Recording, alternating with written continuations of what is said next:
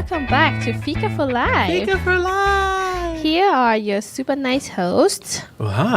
Yes, Edward Thomas and Linh Nguyen. And today's topic is really specific, isn't it, Ed?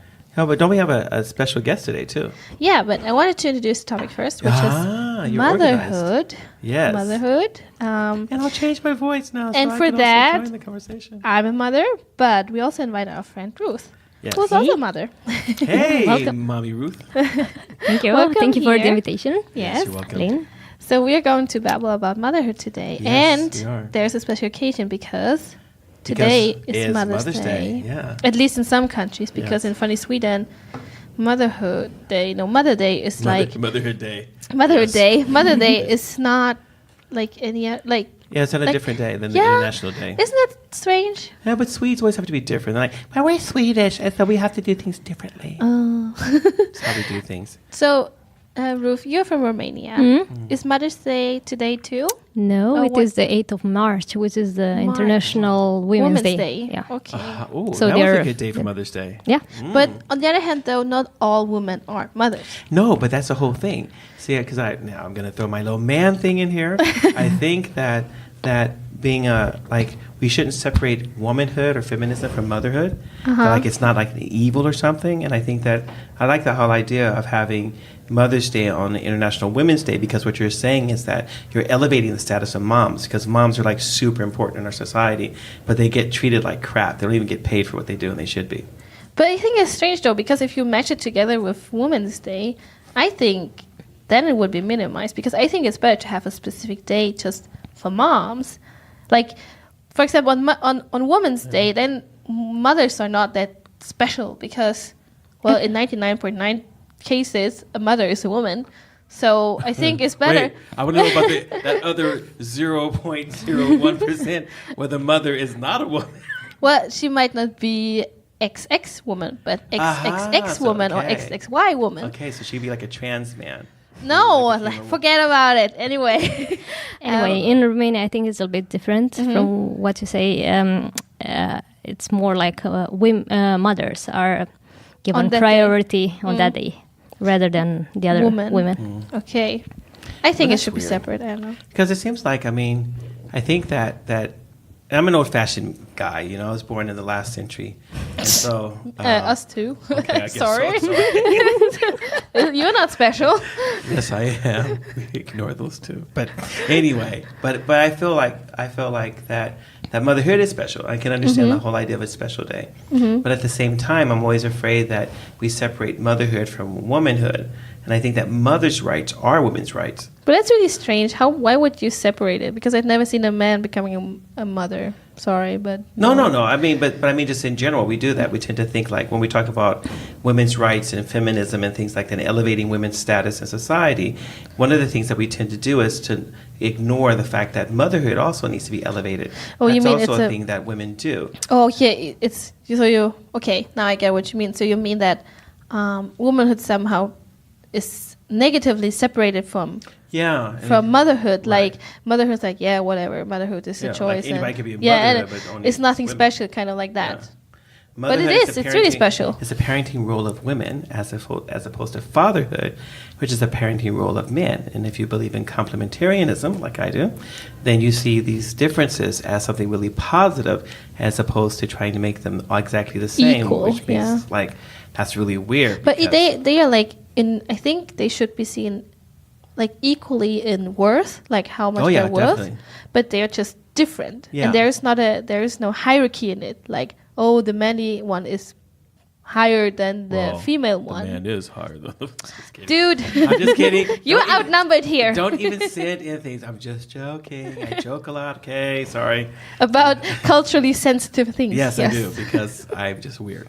But I think so. I agree with you. I think that they both should be of the same status. I don't think that things like, and I think that when we're talking about motherhood or like being Mother's Day, I think one of the big things, like when we think about our daughters. So I have 3 daughters. You got a daughter. All God's children's got daughters. And when we think about like the role models for our daughters, I think that having positive role models for motherhood is actually something that helps daughters. in their Yes. in their identification, how they're growing up and role modeling. Just like having women as CEOs, even CEOs of companies and mothers, is also positive. So I think having that diversity of roles in motherhood and in womanhood, I think, is something that we should be striving for. Yeah. So working Just saying mothers that as is a good. man, you know. Working mothers is good, but it should be a choice, you know. Yeah, like you shouldn't feel guilty. And I if you think work as a many mother. people can't do both. It's Nah. so hard. Like it's so hard to work full time or even part time and be a mom, especially to several kids. It's really hard. Yeah. And for that, I think you need the support of your partner and even society. So I think it's really generous. Well, because here you get paid when you have a baby. You have a paid maternity leave and paid paternity leave, and paternity leave is 6 months for the fathers, and it's up to 18 months for the mothers, which I think is really good because it means that, like in the States, after 6 weeks, I think it's not anymore here. Huh? I think it's not anymore like that. It's not here in like that. Sweden. But it has been a long time ago since you were Well, that parental Parent. leave. That was back in 1996 when I moved to Sweden, Yeah, but so- now it's like I think 2 months are like reserved for each parent, and then you can choose yourself who fills the other What kind time. of weirdness is that? No, it's like it gives the really- family more freedom. Like you can. We should What if regulate. you as a woman have to like you earn more, and then you have to go work again because you have stuff you gotta pay. Gotta bring down the bacon. Yeah, or the other way around. Your husband maybe earns more, and he has to go to work again. So I think it's better if it's more flexible, and and the state shouldn't like put themselves So, like, in there and tell you what to do so because you're you talking know about, your like, family family. choice. Like Yeah. families should be able to choose in Obviously. what way they wish to use their parental leave, Yeah. as opposed to the state regulating it by some kind of crazy Ideology, Yeah. you know. Interesting. Interesting. Interesting.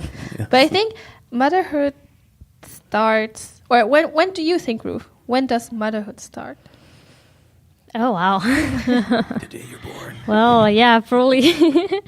Or the very first time you see your mother raising your siblings, and then you wish one day you were like her. Really? Really? Did you think like that when you were like a little girl? You see your mom, you're like, oh, one day I'm gonna I mean, have I them." thought about it that I will have my own kids, and probably the things I thought about they were mostly negative, about how much stress it will be for me, the same that Yes. we were for our mother. But there were good parts as well, especially when you see your little siblings like babies, really new, fresh ones. That is really nice, and Because you can torture them. yeah, No, you don't touch them. you don't and you touch can kiss them No. until they're like sick of you. Wow. I did that to my brother. Yeah. I don't think I kissed my siblings. I'm the oldest. I don't remember a day when I was like, I gotta kiss But you. maybe till you're sick you of were like a stereotypical guy, like boys. They it. Yes, I tried to bounce. them. stereotypically they don't like go and kiss them a lot. In the beginning, I think boys can be quite like emotional and protective and so on. And then the little sister and little brother grow up and they start to go on your nerve, and then you're like, wow, I don't Get on want the them nerve part. anymore. I remember that. Yes. I think motherhood. I think many girls or many children, they do want to play house. Yes. So they play, I'm a mom and I'm cooking and I'm doing this and I'm doing that. And if you look at a lot of studies, girls tend to play more with soft toys. They tend to play more house Really? than boys. Yes. Is that why they have all these like stuffed animals? I Because think they're that they soft. play with what they offered. So if Yeah. the stuffed animals are No, hard it's not. I plastic, don't they think wouldn't so want them. because even if you have like a bunch of kids and you haven't indoctrinated them with the traditional stereotypes of a man and a woman, they have even studied monkeys. So female monkeys rather play like with soft toys than male monkeys, and male monkeys like to play with like mechanical stuff and cars and stuff. And you can't say that this is like a Well. social contract because they are monkeys. You haven't lived with them. That just made me think of something. Okay, guys, you hear this? Get your monkey on. Let's go play with some trucks. Let's blow But I something mean, up. yeah, but I mean, I try to encourage my daughter. Here's some cars, and here's some this and this. But she's not that interested in them, and it's not like I tell them, oh, don't do that. But I try to encourage her, but she doesn't want to. She wants to play with her soft toys, and I'm like, I won't push it on her. That's why we had so many Barbies. Because I tried to get all my kids interested in mathematics and chess. So the first thing they had when they were small children, here's a chess set. Like, Daddy's having so much fun. Move the pawn. Don't move it like that, stupid. Move the pawn. And I thought, oh, I'm going to have these smart children, mathematics and chess. What do I You're get? such a nerdy. My daughters are like, get a Barbie. Oh my gosh. And I tried to throw the Barbies away a couple of months ago. Wow. Oh my gosh. And your girls, you're like, what's wrong It's with like you? I just killed the baby Jesus. It's like, you can't throw the Barbie. I was like, you're 24 and 26 and 29. Oh, right. I was about to ask about their age. What about the Barbie things? Don't throw away the Barbies. I want to give them to my daughters. Oh my God. No, that's my wife. Well, we're gonna have grandchildren. I'm like, you're not saving these. You're gonna give somebody clothes that the kids wore in the 1990s. Well, it's to our called grandchildren retro. who are gonna be born in the 2000s and 20s. No way. You're not putting old clothes in my grandchildren. They will have the finest designer. Oh, wow. I You will- sound so American. They really I sound know. American. I will raise the silkworms myself. But But you anyway, know- but I had a question for you guys. Yeah. 'Cause I'm always curious about this thing about like, because as girls, like you have this early stage of maybe thinking about being a mom or something like that. I remember like the girls in our neighborhood were like, oh, what do you guys want to play? And the guys are like, let's play baseball. And the girls are like, but can't we just play house? I'm like, And I did not want to be the baby because they kissed the baby and they have to change the diaper. And I didn't want to be the husband because they kissed the husband. I was like, can I be the robber? Can I be the killer, the zombie? I just want to be anything. I can be the dog. Yeah, the dog. That was fun because I got to lick them. No, okay, okay, that didn't sound right. But anyway, I had a warped childhood. But I think that like when my wife Annette was pregnant, like when we were dating, I didn't think of her as a mom. Or maybe no, that's not true because I was a single dad, and so what I looked at when I saw her interact with my children, with the boys and stuff, I was like, ooh. That's different. I'm like, she could be a good mom. And I became like really attractive. It was like a turn on. I was like, yeah, mommy baby, ooh, ah. And then, Oh my gosh. When he dated his wife, he was thinking about his mom. not about my mom. And when I kiss my wife, I think about my mom. Mom, that's not true. I'm just telling you that. No, but I was looking at like her mommy potential, and that was like something that was really attractive, is mommy potential. But I didn't really think of her like mommy until She got a baby. yeah, like once her stomach started popping out, Yeah. and she got crazy. She got crazy. She wanted oranges all the time. But that was then like it was like for me it was like a different thing. Like it was something that was always part of my wife, but then it's something I didn't see until baby then. was there. Yeah, I was like when she got pregnant, I was like, oh my gosh, Or I think that when she used to like. Because our oldest son Eddie has Down syndrome, and so sometimes he would like wet the bed, and he had to have diapers on sometimes, and he was still like a kind of older kid. And but she would like change his poop and change his diapers and change the bed sheets, and I was just like, wow. And it wasn't even her biological No, it wasn't kid. her biological. Yeah, exactly. So and that was this whole thing with like motherhood. Like you can be the biological mother, you could be the Foster mother, non-biological, the stepmother. Yeah, but there's still like this role for mothers, where you can still have this influence of another life and stuff like that. And my question to you guys in all this big long introduction was that like, so when do you like first you're like you're a little girl and you kind of see like you start looking at how it is with your family and you start examining that. But when did you first think I'm a mom? I'm a mom. Like, when was the first time you thought of yourself as I'm the mom now? Not just I have a mom, but I'm the mom. Do you need some time to think? Oh, I need to Okay, consider it a little bit more. The funny thing is, like, in the movies, always when you give birth to the baby and then you have a baby and in the movies, like the mom's just like, oh, my baby, and all the pain is gone, blah blah blah, and they seem to like bond directly, and then you become this mom person. But for me, it was really strange. Like it was super strange in the sense of I was taking care of this little baby, and I didn't see me as a mom. But the funny thing is, I felt like a mom because of the surrounding. Like, people treated me differently. Really? Yeah, people started treating me differently because, Like in what way?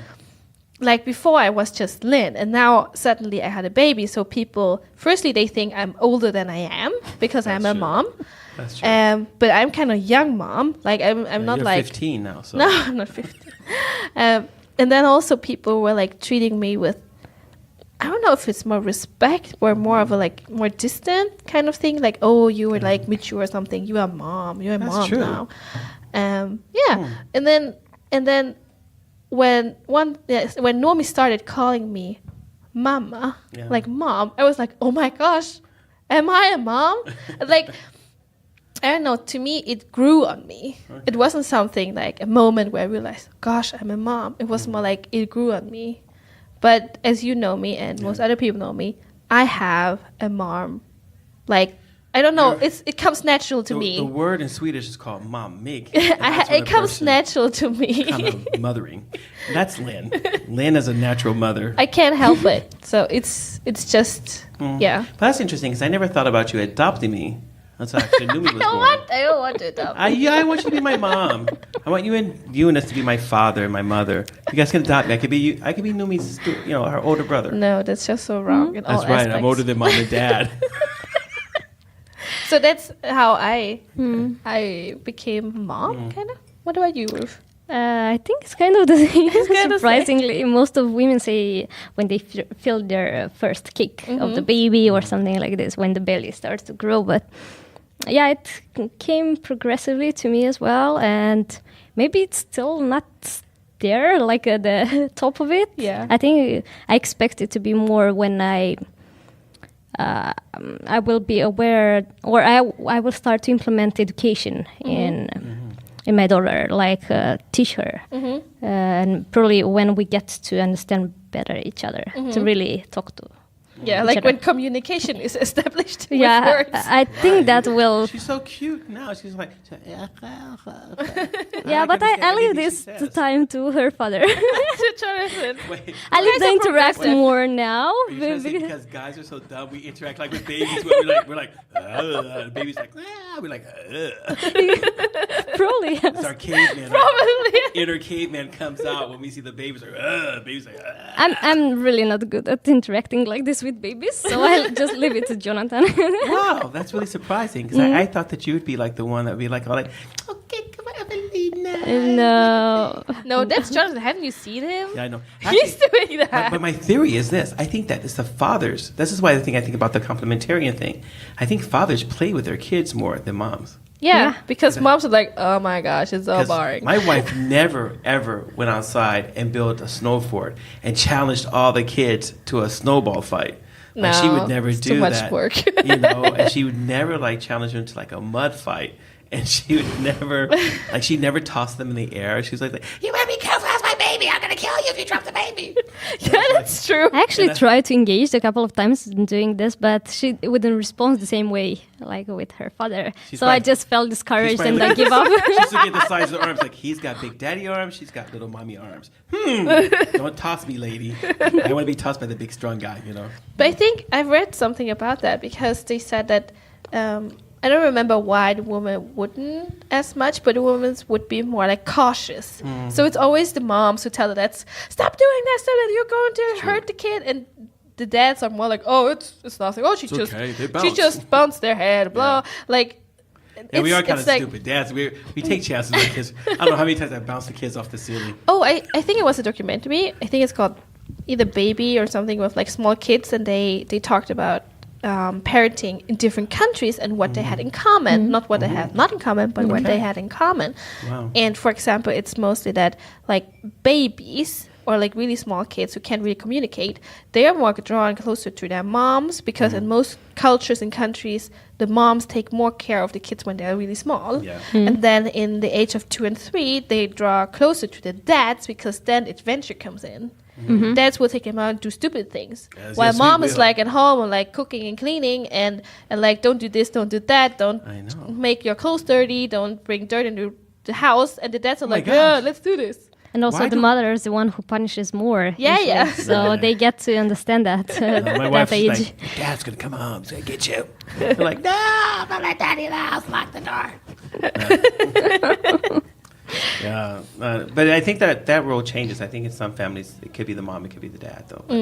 Yeah, it depends on like in... Yeah. But the early childhood thing you brought up, I think that makes sense because, I mean, I tried to produce milk. I know that Eunice tried to produce milk. He said he produced milk. I didn't see No, milk. he didn't. He didn't produce milk, but he tried. Yeah.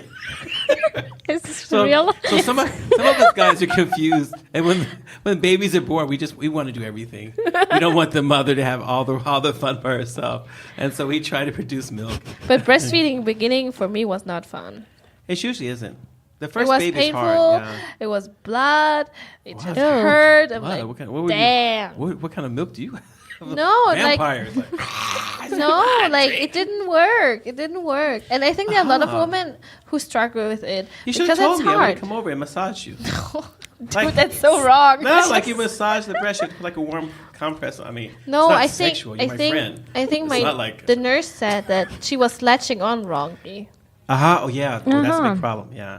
And I didn't like if you're first time, you had no idea what it was supposed to be. I thought you just put the baby on your breast and then it's stuck and it's no. It's terrible. For No. the first 2 months, Babies- she It's couldn't like- grab the It's nipple. like a tool. You have to like twist them in Yeah, the right yeah, way. it's like Yeah. a technique you gotta learn, Yeah. and that's also part of motherhood. Like for most women who breastfeed. Yeah, it's kind of weird that they don't have better like motherhood classes, like because how do you know? But they have Amningshjälpen Yeah. here in Sweden, but Okay. still, it's still tough though because the Yeah. autonomy of your body, your nipples might not be really good for breastfeeding, and then you gotta train And them. especially and- like when the nipples are Woo. like moving all over the place because everybody's body's different. So What it's are you like- saying? in the middle of the chest. No, that's not the thing. That's so obvious you're not a mother. Yes, I'm looking for the. If you're out there, But you and know, I want us wanted talk to- about different your body parts in the wrong place. Let us know. We'll talk about that. I wanted to bring up one little Yeah. thing before we round up. Like in my mom's culture, in the Vietnamese culture, mothers are really praised like in music and poetry, in the media, like in the family life. And when I came to Sweden, even Germany, like this thing is not a big deal. And they have like songs in Vietnamese about moms and their sacrifices and everything, and how adult men, like soldiers, long back to their moms. And I'm like, I But wonder. I think this happens because of women, not men, because they feel they are considered weak somehow if they're praised for their Really? motherhood here in Sweden. They would rather be praised for having a job, having managed to pursue Something. their career. Yeah. I think that's why And feminism just took this out. yeah. Well, that's kind of That's interesting really because in sad. American culture, and especially like, so I'm part African American and Native American, and in our cultures, like moms are like really highly praised. So it's the same thing. Like even in church, so back home in African American church culture, we write songs. Like in church, they sing songs about like Moms. there's a song sung by Shirley Caesar, and it says like for the times when it's a son that comes to the mom and he wants the mom to pay him for doing stuff. And the mom's answer, this is a song sang in church. People are crying when they hear it. Like, for all the times that I carried you, took care of you, when I've sacrificed for you, no charge. And the real cost of my love is no charge. And we try to relate it to the free love of God and stuff like that.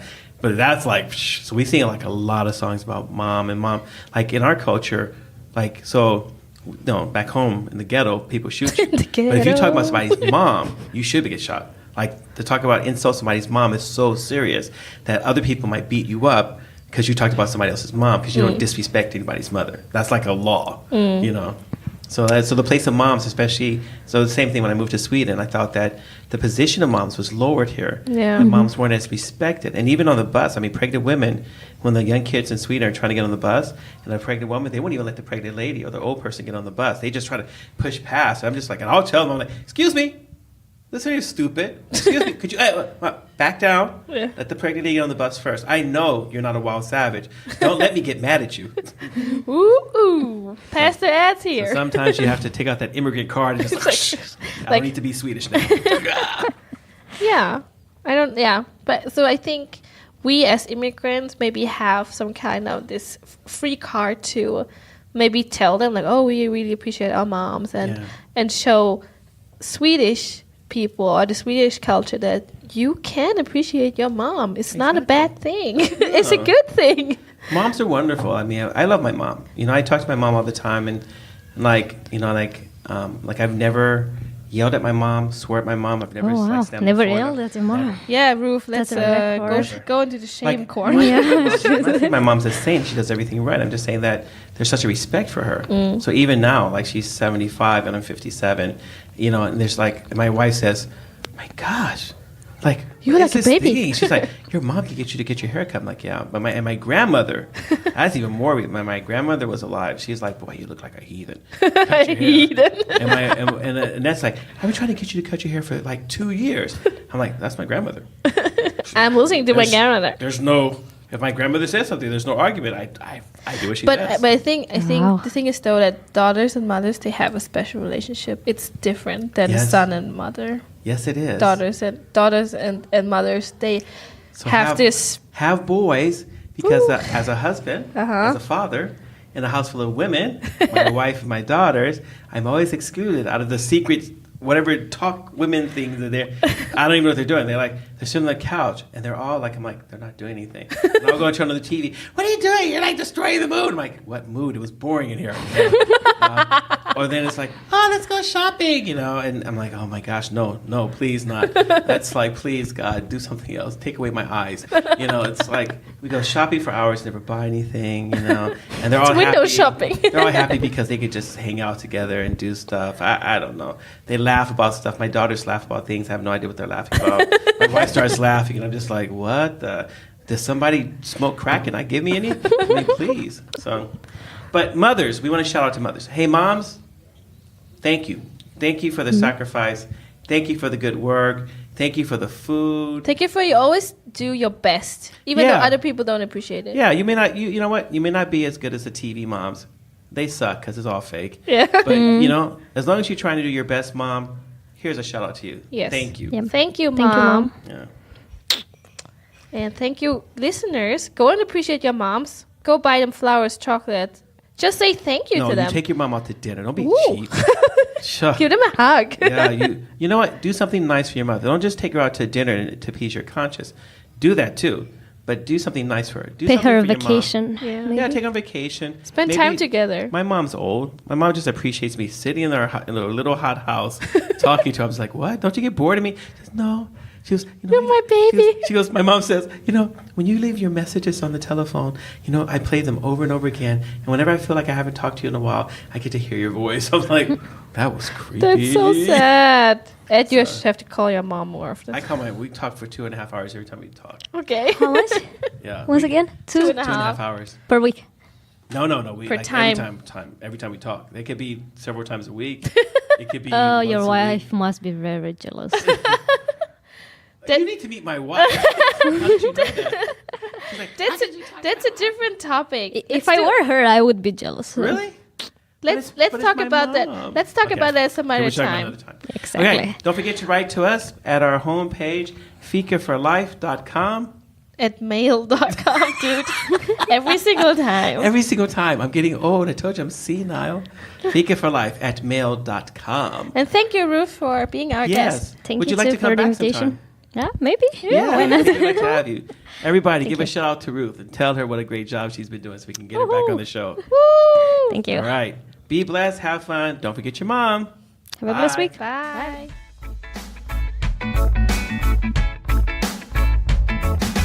Thank you for listening. If you have any comments or ideas, please send us a message to fikaforlife@mail.com. Fika, F-I-K-A. This was the Fika for Life podcast with Linh Nguyen and Edward Thomas, and we hope to hear you again.